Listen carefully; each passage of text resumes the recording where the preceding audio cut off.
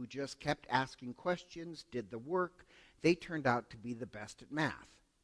And so she was just shocked by that, right? Because the way really Americans believe is that you just got to be a natural at something. So later on, she gets her PhD in psychology. She's making her chops, and West Point hires her. So do you guys know this story? West Point hires her because, to get into West Point, you have to be the best of the best, right? You have to have great grades, athletic ability, like a letter from a congressman. And they take multiple psychological tests to get into West Point. But the problem is, and I'm not near my notes, it's like 40% of them drop out after the first 2 months. And think about this. Like, we've invested so much in these kids. How come such a high percentage drop out after 2 months? And these are kids who got the best grades, da-da-da-da-da-da. So they hire Angela Duckworthy to find out, like, we got to figure out why so many drop out. And so she remembers back when she was a school teacher and thinks, maybe it really deals with grit. So she's a psychologist, but mathematician. So she does all these tests on those who succeed. And she comes up with this algorithm. And the algorithm can accurately predict who will stay in West Point and who's going to drop out. Isn't that absolutely amazing? And it turns out to be true. Then she applies the algorithm to spelling bee contestants. And she could accurately predict who will be the finalists in a spelling bee contest. They gave it to the Green Berets. They could accurately predict who is going to go through their program. They gave it to salesmen. Guess what? It worked again. And in the algorithm, grit counts twice. So it doubles your score if you have a high grit score. And the problem with West Point, and I really like this, she calls this the problem of the perfect fragiles. That, yeah, they can make it to West Point. They're great athletes. They're smart.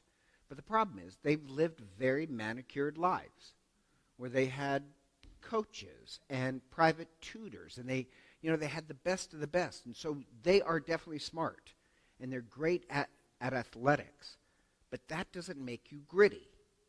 The problem is they had such manicured lives that they never had developed any grit. And those without grit drop out. Does that make sense? So that's the beginning of this. I think it's absolutely stunning, and there's all this evidence on grit. So now, the problem was, think about it. It's actually, the percentage is 1 out of 5 drop out in the first 2 months. So they had all these psychological tests, right? But the psychological tests didn't it measured your personality. It didn't measure up a never give up attitude, which really is the highest indication of success. Talent, strength, athletic ability does not predict success. What most predicts success is grit. So the question becomes, how do you create kind of ferocious determination? In a word, grit. How do you quantify grit? How do you measure grit? How do you teach grit to the next generation? And so the amazing part is that the grit scores do not line up to talent. So the myth in America is that if you're talented at something, you'll succeed. Does that make sense? But go back. You could be talented at math, but if you're not gritty, you're not going to become the best. So she was surprised that actually grit counts twice as much. Talent, you think, is really important. It actually, mathematically, in her calculation, is not that important. We always like to think talent is the most important. It's not the smartest or the fittest who's going to win. It's the one who's the most determined, the most resilient. In a word, grit. And so over and over, all these tests, they've done it over and over. It's grit that matters. And the problem is we use the wrong equation in our personal life. We generally are amazed at successful people and say, well, they're just a genius, or they just have a talent towards music, or whatever. They have some special gift. But that's not true. It may be true. So I'll give you an example. There's this Australian swimmer named Ian Thorpe, Olympic swimmer. He has size, you know him? And then size 18 feet. And look, he's tall and skinny, lanky, sinewy, like kind of my shape of body. That's a natural swimmer's body. Anyhow, I do like him because somebody said, well, you're just a natural swimmer. And he says, yeah, that may be true, but you're discounting that. From elementary school all through college, I was putting in 3 hours of work per day. And the problem is you like to say, well, you're just gifted. They may have a special gift, but that doesn't make you a winner. It's determination. And so we make up this myth that you have to have something inside you, that you're just born with it, some physical or genetic ability, because it gets us off the hook. If there's some invisible talent that the person has, we like the idea of a natural athlete or a natural mathematician. They may be naturals. I'm not denying that. But whenever somebody does something jaw-droppingly amazing, we just throw up our arms and say, well, that's a gift that they have. Nobody can teach you that. May be true, but it discounts all the hours of investments that they harnessed of the grit to become the best. As I said, strength doesn't matter. Talent doesn't matter. What matters is grit. But we like the myth of it's got to be talent or you got to be a natural. So anyhow, we like it because it excuses us that we don't have to try that hard. And here's the test of this. They played a piece of music by the same musician to different people. So it's a piece of music by the exact same person. Now, they gave it to people to listen to and ask, well, which of these, musician A or B, is the better person? And if they gave a background and said, well, musician A was a prodigy from, age 2, and musician B put endless amount of work in it, and you listen to the music, guess which one people said was the better musician? The natural. Because it fits our myth that you just got to have it. You don't really have to try that hard. And then they repeated it in other fields. I'm not going to go over that. But people like the myth of a prodigy. Now, I'm not saying that there isn't prodigies. I'm saying what they like about that myth, what we like about the myth, is you don't need grit. You're just a natural. But the problem is, over and over, they've done studies. It's not the natural that matters. It's the gritty person. So, this sounds kind of strange. There's this psychologist I like, and he always wanted to be a psychologist. But he tried to get into Carnegie Mellon and Yale. Now today, he has 2 PhDs from Carnegie Mellon and Yale in psychology. But when he applied, he couldn't get into Carnegie Mellon. So how did he get the degrees? So what he realized is that if you get into a university system first, and then if you switch degrees, it's a lot easier.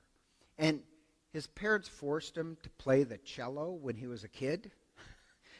He's not in love with the cello, but he kind of thought, wait a minute, I may be able to get into their music program than just switch degrees.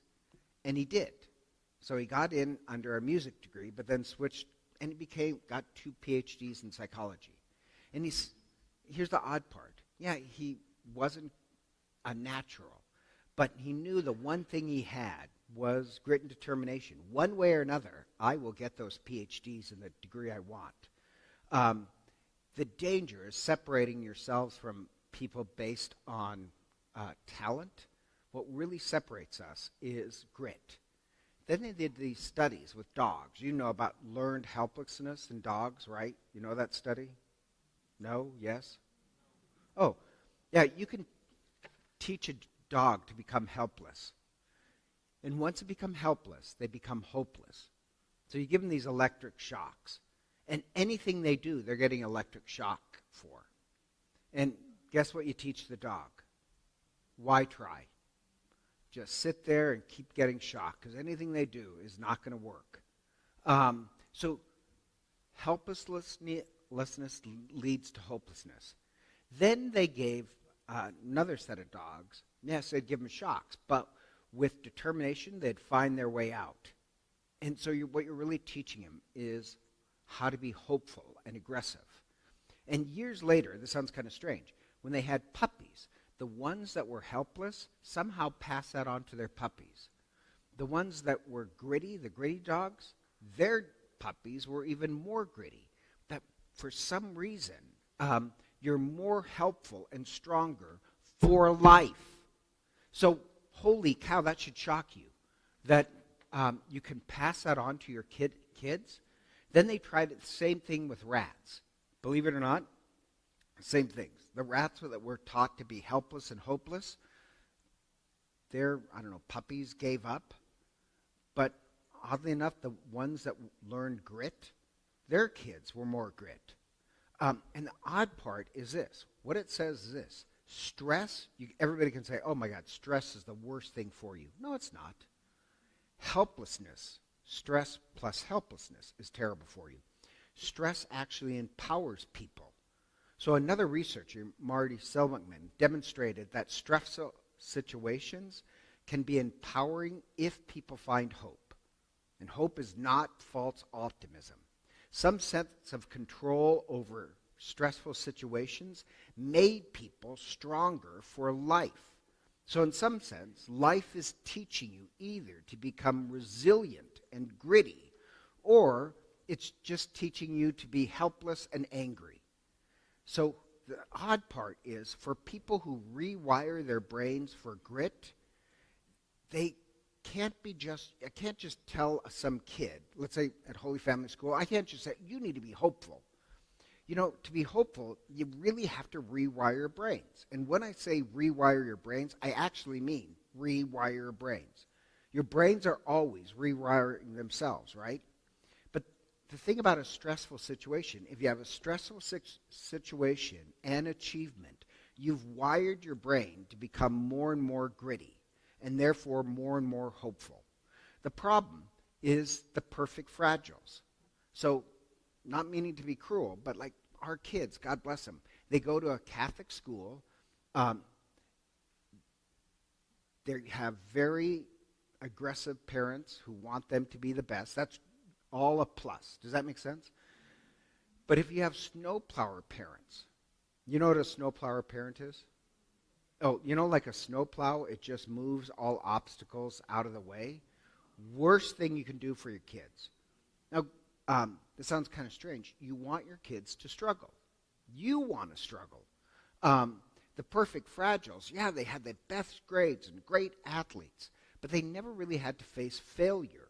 Does that make sense? Because they had great parents. You want parents who are great at really pushing your kid. Yes, you want your kid to fail. I know that sounds strange. You want your kid to fail because that's how they learn grit. Now, the other study with grit is this. Grit won't make people happy. Like, I wish it did. Other things can make you happy. But happiness is impossible, number one. Don't strive to be happy. Strive to be not happiness, but happierness. That happiness is a verb. It's actually not a state. Because you like to think, well, once I win the lottery, I'll be happy. You know that's not true, right? Happiness is a way of life. It's not a state in life.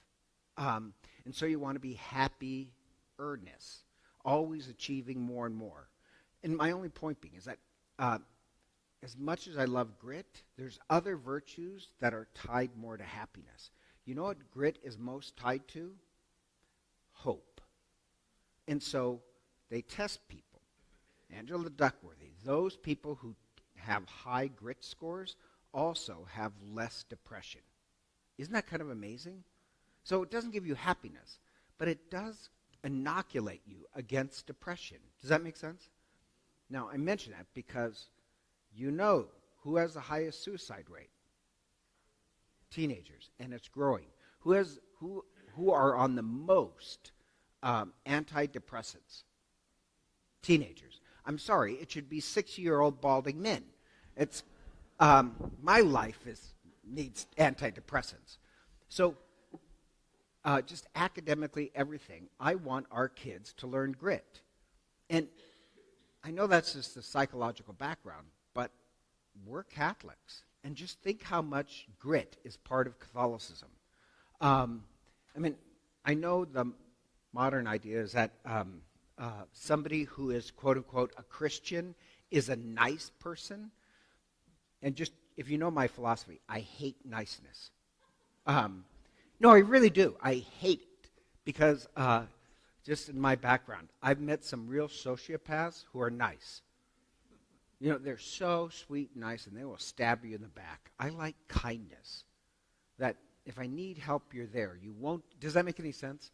It's the oily politician who is nice. A Christian is not, I don't think, supposed to be nice. A Christian is supposed to be kind and loving.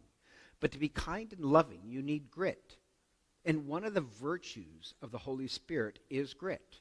We call it forbearance or fortitude. So why not define being Christian or Catholic as somebody who is, by definition, also a gritty person? And think about this. This sounds kind of strange. When you reread the Bible, think how God demands the people become gritty. You know, they spent 400 years in slavery. Why did they have to spend 400 years in slavery? Because God wanted them to be gritty. And I know that sounds kind of strange, but once a year, every Jew is supposed to recite a creed that basically says, my father was a wandering Aramean. He was rejected, he suffered, and God was in our side. They have to make this creed. Do you want me to tell you what every single Jewish feast celebrates?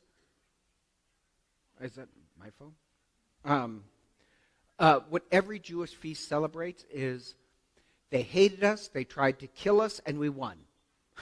Now let's celebrate. No, really, that's... So talk about a religion that teaches grit. Or Christ promises that we'll suffer, and then we're supposed to thank God for it. Or St. Paul says, the only thing I preach is Christ crucified. So our creeds, whether it's Catholic or Jewish, it incorporates grit. God formed a people out of the fires of adversity. The Jews suffered for 400 years and became the promised people. The Catholic Church was persecuted for 300 years. So the Bible says we shouldn't complain about hard times because that's how God perfects us. And what Christ promises is a cross. Now, I know evangelical Christianity promises that if you accept Christ, you'll have prosperity. You'll have an easy life and full head of hair and the perfect truck. But nowhere does God promise that. What Christ promises is a cross. In Bible terms, he promises grit and steadfast. For God so loved the world that God gave us a cross. And then liturgically, Jews and Catholics celebrate this. Think about this. At Passover, I don't know if you guys ever went to a Passover meal. At one point, you're supposed to take a green, vegetable, so parsley, and then you dip it in salt water and eat it. This excuse to eat a cookie.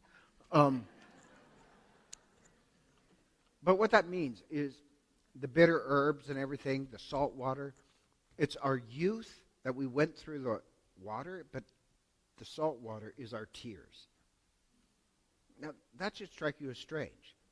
In your youth, you need tears to become gritty. Then they have to eat bitter herbs. We're supposed to become, ritually, we're supposed to become gritty. Or they hold up the unleavened bread and say, behold the bread of affliction, the bread of our ancestors. Every year, Catholics, we still use unleavened bread at Mass. It's the bread of affliction. Every year, we kiss the cross. Every year, we spent 40 days in Lent, which trying to explain Lent to people who have this theology of the gospel of prosperity. Why do I need to suffer? Christ died for me. Because we want to become gritty. Or look at all the saints. Noah is asked to build a ship, but it takes over decades just before God's promise is fulfilled. He had to put up with the jeering of other people. Abraham and Sarah were like strangers in a land of promise, and they only get the promise in their very old age after a life of suffering. Jacob is in servitude for years and struggles, and then becomes a holy man. Joseph languishes in an Egyptian prison, but then that prison he ends up thanking God for. Moses leads us recalcitrant Israelites into the wilderness only for 40 years, only after a life of suffering. St. Paul says, time would fail me to tell you of Gideon, Barak, Samson, Jephthah, of David, of Samuel, and the prophets. What he's saying is all those people who suffered, it turned them into holy people. Even the Virgin Mary, when she says yes to the angel Gabriel, the Pharisees would have had her stoned to death. The first 300 years of our religion is the power of grit, martyrs. St. Ignatius, the Prairie Red, he was a soldier who, when the French attacked in Pamplona, a cannonball hits they're defeated. Cannonball hits his leg, and he keeps fighting with a broken leg, so impressed the French that they didn't take him a prisoner because he had such grit. And he wanted, part of the formation of becoming a Jesuit, is that you have to become gritty. One of the gifts of the Holy Spirit, fortitude, is grit. So we'd say really it comes from the Holy Spirit. And if you're going to become a spiritual person, you need grit. It takes grit to forgive when you've been wounded. It takes grit to become prudent and know how to hold your tongue. It takes grit to become patient. To be a really spiritual person, you need grit. And so do you know the tennis player Arthur Ashe? Remember, he survived the segregation of the 50s. And he said he had to learn how not to get upset even when he was suffering bigotry, because that could have got him killed. So people used to always say he was like an Iceman, that he was always calm under pressure. But he said he just learned to challenge all that into his tennis game. Or Joe Louis, the boxer. He said you couldn't afford to lose your temper. Or if you were labeled as a uppity black, it could have been dangerous. So my point being is that without grit, people act recklessly. Grit puts prudence on steroids. So it sounds kind of strange. I want our kids to become gritty. Now, they may have a calling towards some aptitude, math or art or whatever, but they won't achieve their best without grit.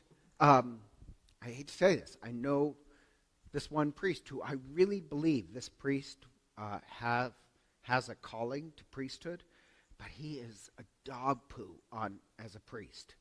He hides from every problem, every person who gets sick. He can't make it to the hospital. He's just this weak and pampered, perfect, fragile.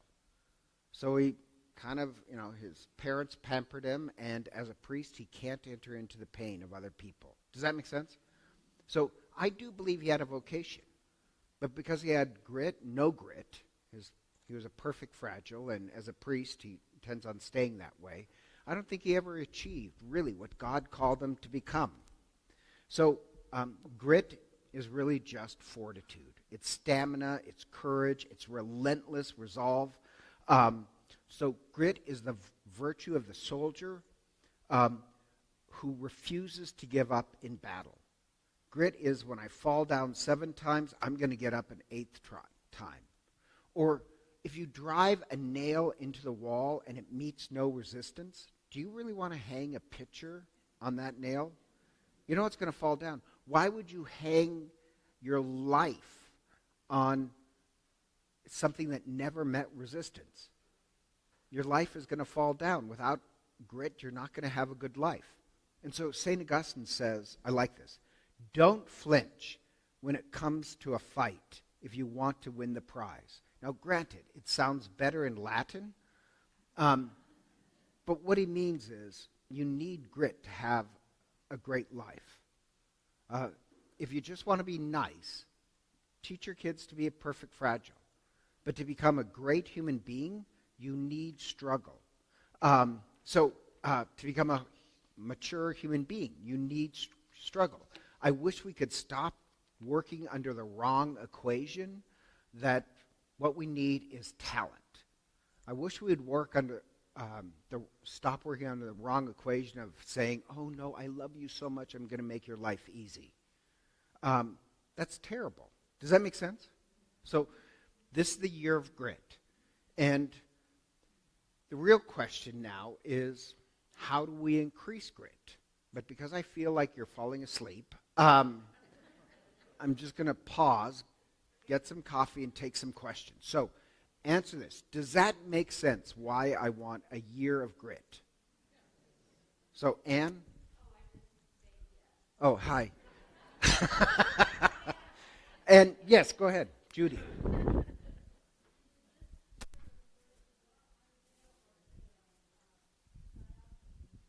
Oh, no, the diocese has no ideas. The year of grit is my idea, and I have to tell you, I'm getting a little bit of resistance because I'm forcing the other two parishes. Mariusz, of course, he's Polish. He's 100% on board. But a lot of people are like, well, why do we have to do that? And the problem is, and I'll get into this in a second, if all of us have a united creed that, no, this is what we want our kids to become, they'll become it. If I'm just talking to the 7th and 8th grade class, that's going to go nowhere. Does that make sense? So the real thing is, and I hate to say this, every year the virtue will change.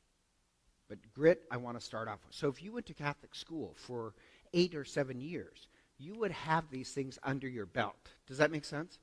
But even more so, like schools, the job of a public school is just to give an education. I want our school to be a school for life and spirituality. My real goal is not grit or any other virtue. My real goal is Christ and holiness. But I don't think you can get to Christ without grit. If you're a perfect fragile, Christ looks like a myth. That God is a big candy machine who gives me everything. That's not spirituality. They will lose the faith. Does that make sense? Okay.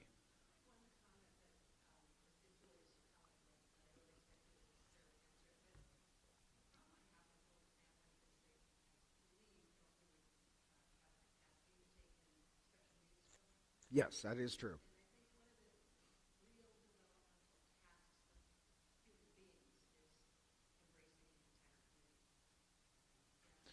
Yeah, would they? Holy Family doesn't have the ability to take in special needs. And is it now? Here's the thing. The other issue is that it's huge finances. And now we did take in special needs at my previous school, but we really had to work that system.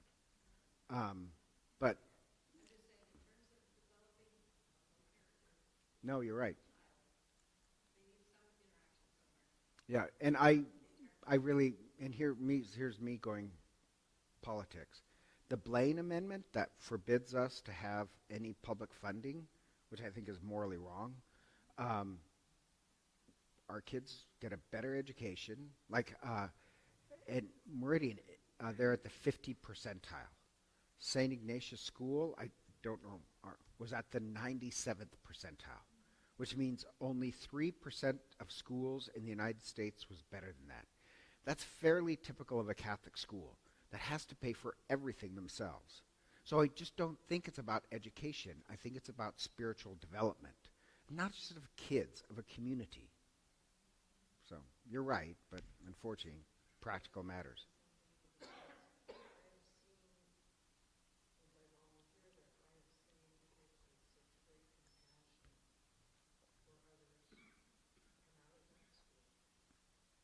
Right. And I think they do have compassion. I look for because we also, there might not be special need kids, but we make them do other things. So,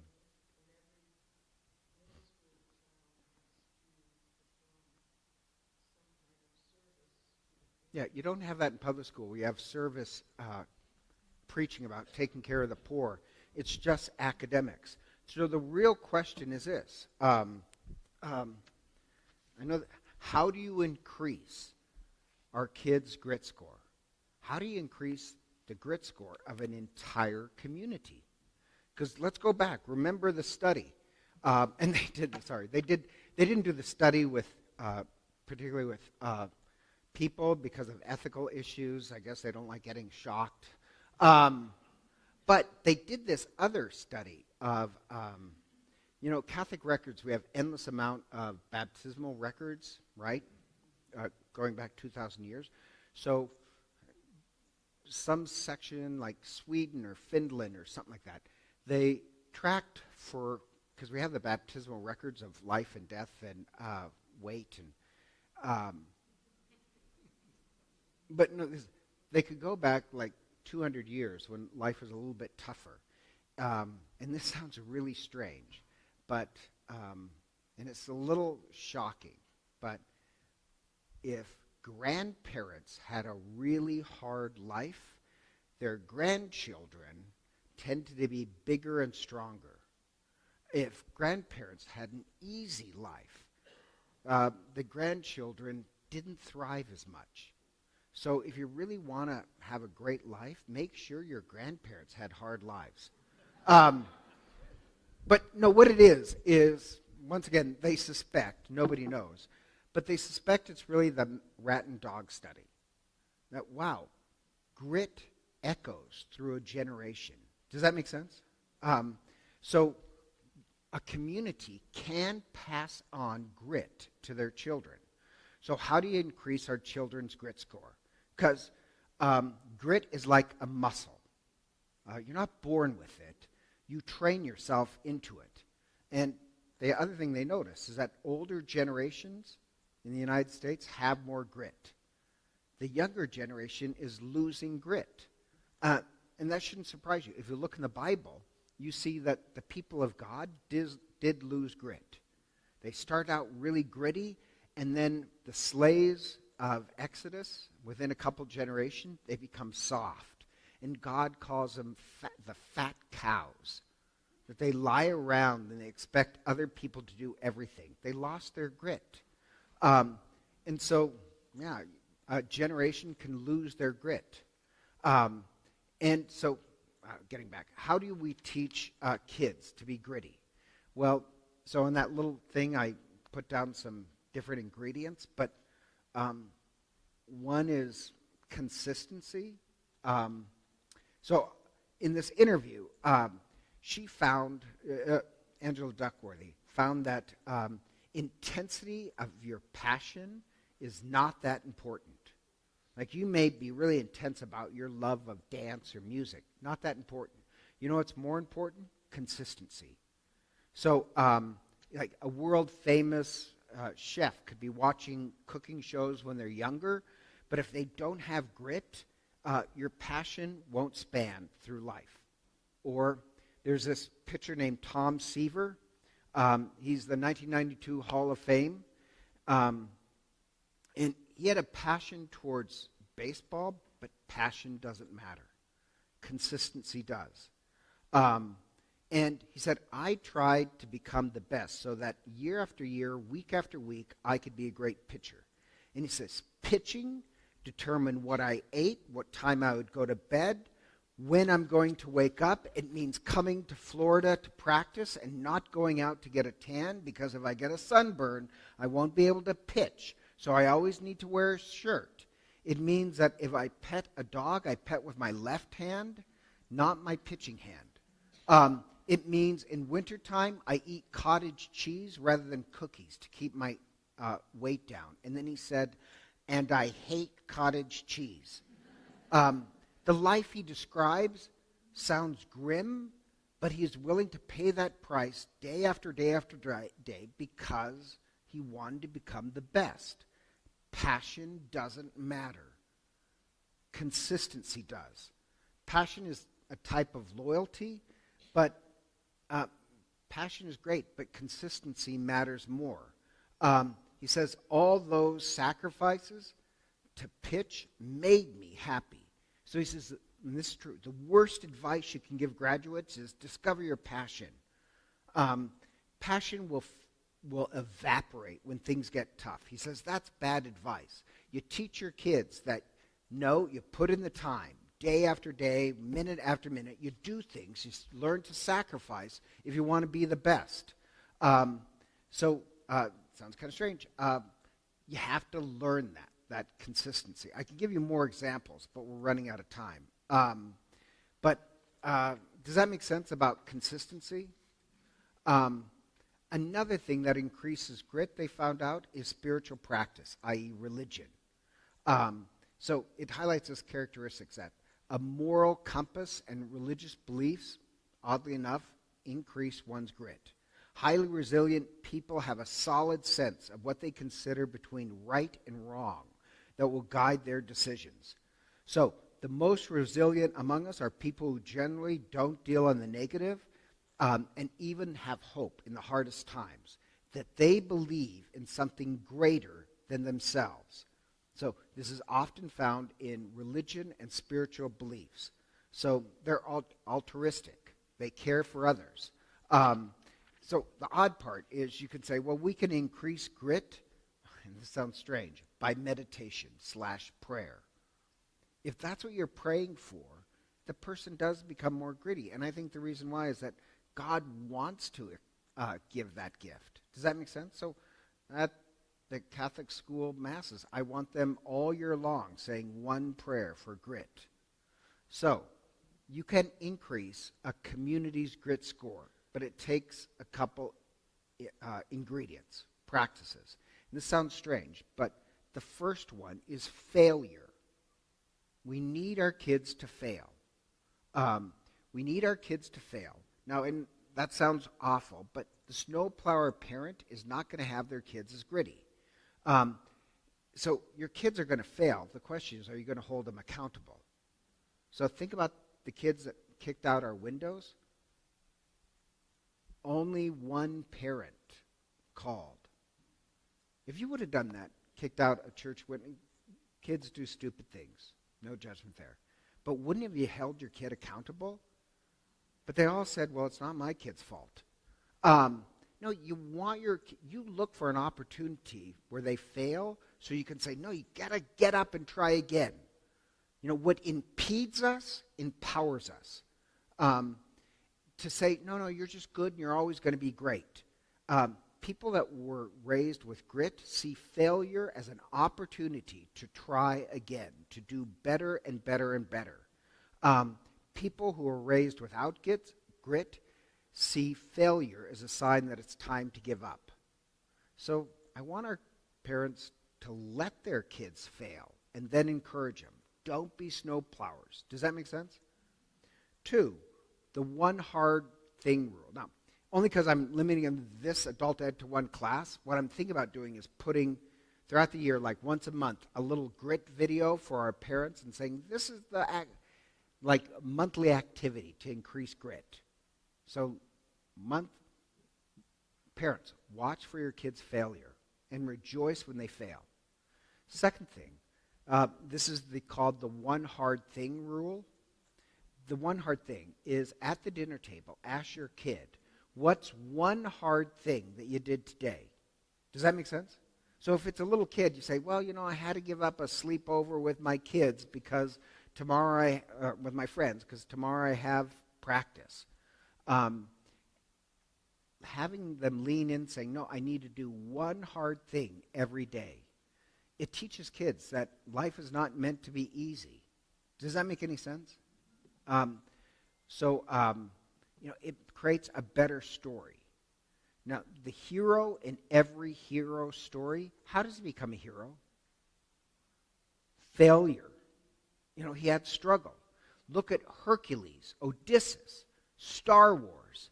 The human story is not that enduring things is difficulty for a certain amount of time. It's that difficulty changes us into a hero. It's the big bad wolf in the story that makes us a hero. Now, the wolf can either be cancer or death or COVID. It doesn't matter what it is. Your kid is going to have to face the big bad wolf. So don't banish the wolf. And when I mean don't banish the wolf, think about this in the Genesis story. Did it ever strike you as strange in paradise? The snake is in paradise, in the Garden of Eden. That should strike you as strange. Because a lot of parents, they want to wall their kids off from all the evil in the world. That's a huge mistake. You want to make your kids not walled off from evil in the world. You want your kids to be stronger than the evil of the world, to be able to face down the snake. Does that make sense? Then you'll be living in paradise. So don't banish the big bad wolf. People want to hide from the wolf. They want their kids, you want to, when they're young, teach them slowly to be aggressive about facing the wolf. I like this. 100 years ago, a famous psychologist and philosopher, William James, said, "Life is in the transition as much as the terms." Meaning, it's these times, these problems, these difficulties, these struggles that give us strength. So we want to teach our kids that. The other thing is, and this is going to sound strange, kind of saying, they call it the mundanity of excellence. It just means mundane. So Dan Chambliss studied, and I mentioned this before, competitive swimmers, and who are the best of the best. And the road to excellence is boring and mundane. If you want to develop grit, you have to be able to do small things constantly. So like the swimmer who is told, oh, you're just a natural swimmer, you're just a natural athlete. That doesn't take into account that, they're getting up at 5 a.m. Before school, from grade school through college, going to school with wet hair, all the things that they had to do. So the main thing is that greatness is doable, but it's only doable by small, little, mundane, constant acts. Did that make sense, or do you want me to explain that? A lot of unglorious hours. It always looks great when you're on the blocks with a trophy, but to get to the trophy, you have to pay a huge price of a lot of small, tiny little sacrifices. So Aristotle said that the roots of knowledge are bitter. Only the fruit is sweet. You want to become smart and talented, it's a lot of bitterness and struggle. Or the 10,000 hours rules, the psychologist Anders Ericsson made this very popular. You want to become excellent at something, you have to be willing to donate 10,000 hours. Grit is the habit of dull repetition until it becomes steel in your personality. But unfortunately, we live in an ADD society. The video games, everything's got to be exciting. Mundane and grit go together. Does that make sense? It sounds kind of terrible, but even like sports, I'm always surprised at this. Kids will pick a sport, and their parents will let them out of it because they're not good. Don't do that. Because they'll say, well, that music instrument was boring, or that sport was boring. You're cheating them. You're turning them to perfect fragiles. Now, another way is to join a team, and this sounds kind of strange, is when I say join a team is this. You want your kids to become gritty, have them join a team, a group, where responsibility, accountability is important. What he discovered is that if you join a winning swimming team, for example, you conform to the team's expectations. So you want to get your kid involved in a group that demands high expectations. That is exactly a Catholic school. If the team doesn't complain about practice, your kid's not going to complain about practice. If the team has no problem getting up early in the morning because that's what we just have to do, you do it. So think about, no offense, The Greatest Generation. they didn't complain about their lot in life. They knew it was crap, right? But especially when we were in an agrarian country, you're used to getting up early, and you did your chores before school. You didn't complain about it. You didn't say, well, I want to go to the mall. Well, there was no mall. So, does that make any sense? So another thing, and this shocks me, I'm going to ask parents to make sure their kids have chores and be kept accountable, not because you couldn't do the work yourself. But what they found out, anyhow, a lot of kids these days don't have chores. The Perfect Fragiles, they had housekeepers. I know that. So how do you build a culture of grit? Because let's remember, I can chew you out about becoming more gritty, but you know what really makes you more gritty? If all of us, grandparents, parents, godparents, the person in the pews, if a whole community thinks grit is important, oddly enough, it just seeps into their pores. So I'm not speaking just to Holy Family Catholic School. I'm talking to an entire Catholic community of Coeur d'Alene and Post Falls. Because culture over time is the most important force in shaping our identity. So I can't just be telling the kids. It has to be everything in our community. If we prize certain things, it internally becomes part of our children. So if your culture, if the Coeur d'Alene Catholic culture teaches that life should be easy, that God owes you to give you a blessed, easy life, that's what they internalize. If our Catholic culture teaches, no, life is a cross and it's a blessing. It gives you, suffering sometimes, small amounts of suffering, gives you great gifts. They internalize it. So you can't logically talk somebody into grit. That kind of stubbornness, it has to be part of the culture. So this sounds good. Another thing I'm going to do in 1 month is have all parents and grandparents share grit stories, family stories of grit. Does that make sense? So I want their kids to inherit that, because what they inherit is life should be easy. My grit story. Part of my family is from Butte, Montana. Have you been to Butte, Montana? But I grew up with stories of my father and my uncle, my extended family, my grandfather, the shirts freezing on their backs in wintertime as they walked home, because they come out of the mines wet, right? And the shirts would freeze on their backs. And here's the odd part. Life was hard, but they had great lives. There's a lot of joy. You expected life to be hard. You don't complain about the shirt freezing on your back because it's happening to everybody. And I guess when you get home, they'll thaw out. Do you know what I mean? You have all these grit stories that we have to tell our children.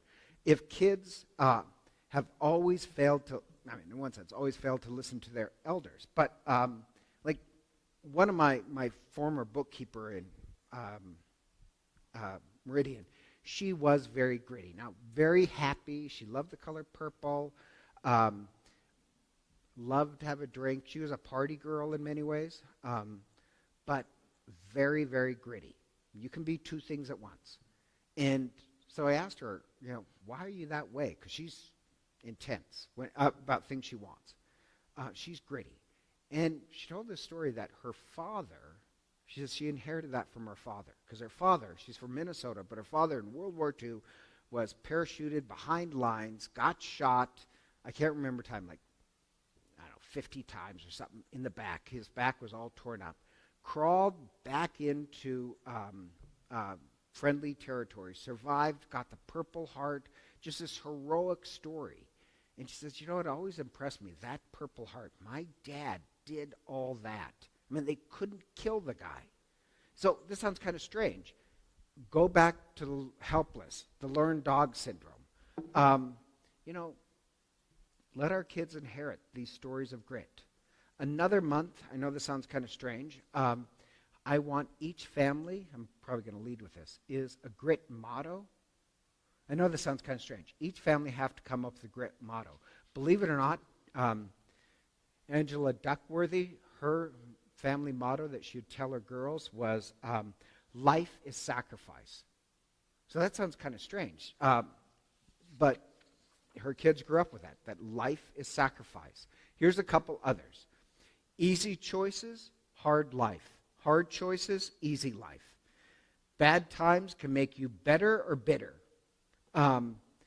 Never make excuses. Your friends won't need them. Your foes won't believe them. Or I know this sounds. Another one is kind of simple. Is we don't whine. Another one. This is from somebody here in our parish. Always tells their kids. The parents' motto for the kids is "Tough it up, Buttercup." So they just hear this all the time. Another family, and this one cracks me up, and so I'm just going to lie, and it's not true, but I'm going to say it's Gail's to her daughter. It's not Gail, but I'm going to say that because I want to harass her daughter. This one mother has 3 daughters, and her motto to her daughters are, "Your daddy lied. You're not a princess. Do the dishes." So whenever they would start to whine or complain, she'd say, "Oh, your daddy lied. You're not a princess." I just think that's kind of funny. But I want them to come up with "we don't whine." And you can say, but do mottos work? Actually, according to Angela Duckworthy, they do. There's this Admiral Stockton, if you know his whole story in Vietnam. His motto was unity before self. And it got these soldiers to survive in this concentration camp. Actually, yeah, I hate to say this, mottos do work. Anyhow, there's more than that. Okay, another practicing Greece is we're going to pray and teach it. So at all the masses, we're going to pray and teach it. Let's see. Then the other issue, there's more, but I'm running out of time. The other thing I'm going to do is, think about this. We have an advantage. Stories are very powerful. So I want our kids to read The Mortal Irishman, very gritty. I'm coming up with a whole list of books based on age groups. Boys in the Boat. Do you guys read Boys in the Boat? Gritty. I want at least the 7th and 8th grade boys or girls, they have to read a grit book and give me a report on it. Saints. I'm going to have pictures of various saints like Joan of Arc or St. Ignatius. I'm going to create those, and once a month they're going to get Grit Saint. Does that make sense? Movies. I know this sounds kind of strange. I always say this.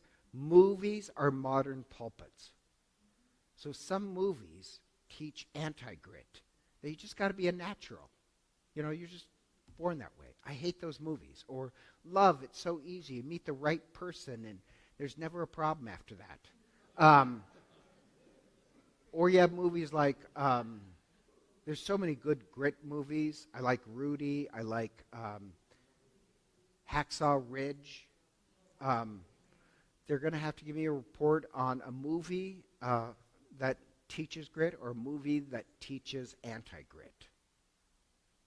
So, anyhow, the point being is the only way to change a grit score is failure, difficulty, and a whole culture that values it. So, we have 5 minutes left. Opinions, yes, about your daughter. What did Tracy do? She's not a princess.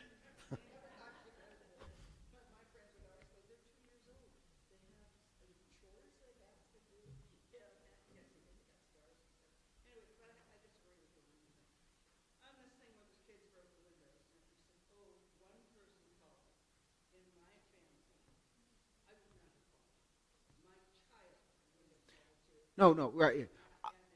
I meant, any decent parent would have had their kid brought down here apologizing. But no, that might be too hard. Right. No, I don't. No, he said, oh, yeah. I did talk to one parent on the phone. She says, well, yeah, we're just so upset. It's not her fault. No, it's not. She just wanted to sit on the grass.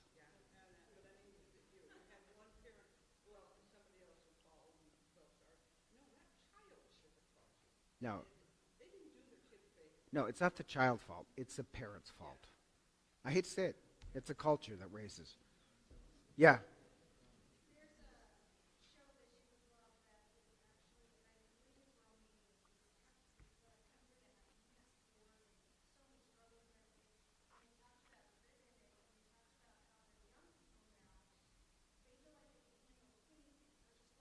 No, here's another one. No.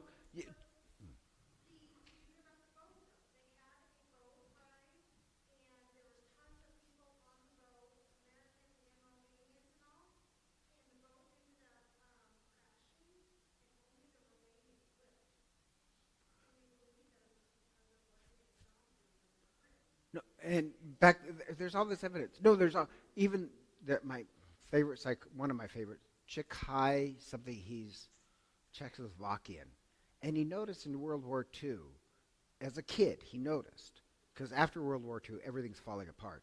Why are some people happy and thriving and other people don't?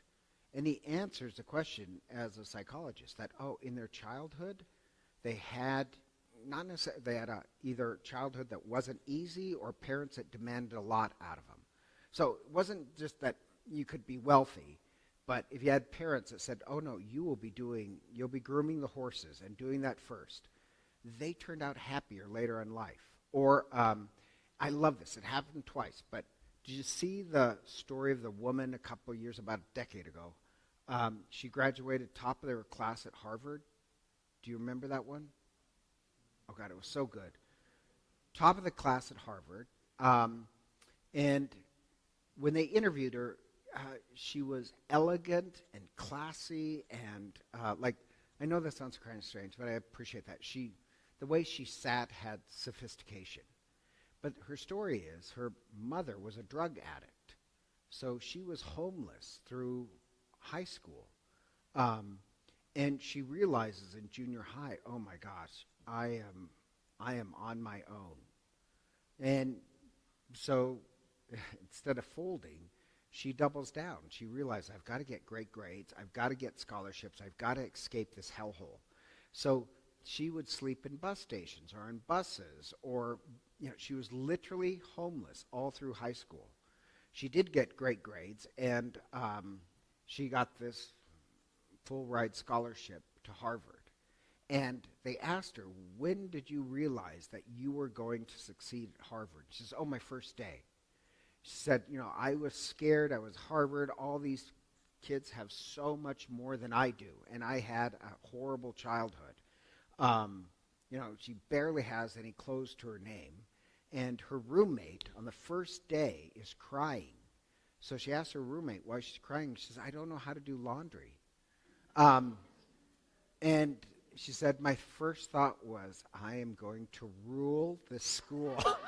Because, if you fold on laundry, she had a pride, by steal or crook, feed herself. She realized, I am going to rule this school. So, no, it's true. So, no, we want our kids to become gritty, but as I said, it's a whole culture that creates grit kids.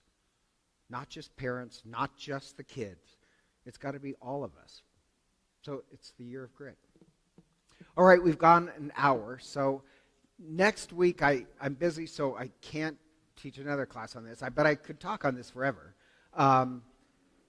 Somebody asked, we will be selling more Year of Grit shirts. So we sell those. And also, let's see, so no class next Tuesday. The Tuesday after that, we're going to do a long series on the history of the church.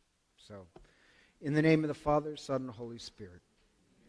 Glory to the Father, and to the Son, and to the Holy Spirit, as it was in the beginning, is now, and ever shall be, world without end. Amen. Thank you for making coffee and cookies. Okay, hold on. Teresa has an announcement.